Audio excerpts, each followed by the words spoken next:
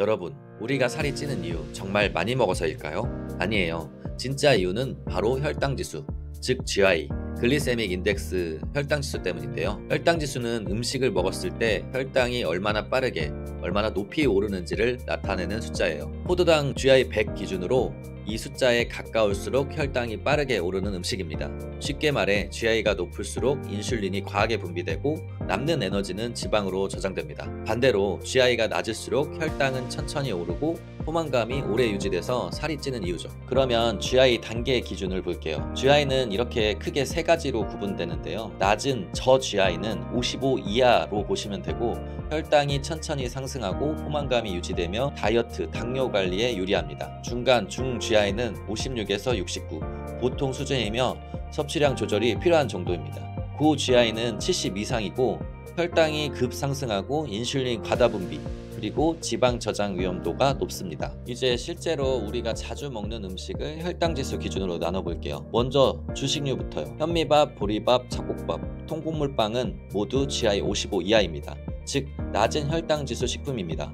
이런 식품들은 섬유질이 많아서 소화가 천천히 되고 혈당이 서서히 오르기 때문에 포만감이 오래갑니다.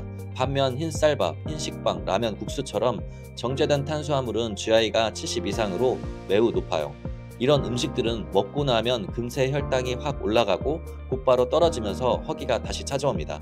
그래서 다이어트 중일 때는 유독 배가 더 자주 고픈 이유가 바로 이겁니다. 다음은 감자, 고구마예요. 찐 고구마는 GI 55 이하로 낮은 편이고 군고구마는 60 전후의 중간 정도예요.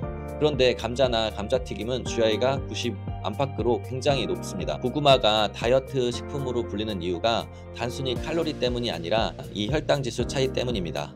과일도 조금씩 차이가 있어요. 사과, 배, 딸기, 귤은 모두 저 GI 과일이라 혈당을 천천히 올려주고 식이섬유도 풍부합니다. 하지만 바나나, 포도는 중간 수준이고, 그리고 수박은 GI가 70 이상으로 높은 편이에요. 수박은 수분이 많아서 실제 혈당 부하는 낮지만 GI만 놓고 보면 꽤나 높은 편이죠. 다음은 간식류로 넘어가면 다크 초콜릿이나 무가당 요거트는 GI가 40 전후로 낮아요. 지방과 단백질이 함께 들어있어서 당 흡수를 늦춰주는 역할을 합니다. 아이스크림은 중간 수준, 반면에 도넛, 케이크, 감자칩은 모두 GI 70 이상으로 혈당이 급격히 올리는 대표적인 고 GI 간식들입니다. 마지막으로 단백질 지방식품은 대부분 GI가 거의 0에 가깝습니다.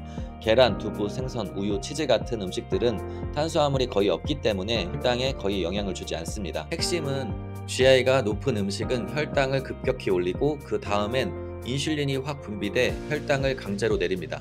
이때 혈당이 급격히 떨어지면서 우리는 배고프다는 신호를 또 받게 되죠. 결과적으로 자꾸 먹게 되고 그것이 바로 지방이 되는 메커니즘입니다. 반대로 GI가 낮은 음식은 혈당이 천천히 오르기 때문에 포만감이 오래가고 지방 저장이 줄어듭니다. 다이어트나 건강관리를 위해서는 얼마나 먹느냐보다 무엇을 먹느냐가 중요합니다. 같은 밥이라도 흰 쌀밥 대신 GI가 낮은 현미밥으로 바꿔보세요. 이 작은 선택 하나가 혈당의 흐름을 완전히 바꿔줍니다. 결국 살이 찌는 건 먹는 양이 아니라 혈당이 오르는 속도의 문제일 수 있습니다. 칼로리보다 더 중요한 숫자, 바로 혈당지수. 오늘 식탁에서 한 번만 더 생각해보세요. 조금 더 천천히 흡수되고 음식을 고르는 습관이 당신의 몸을 바꿀 수 있습니다.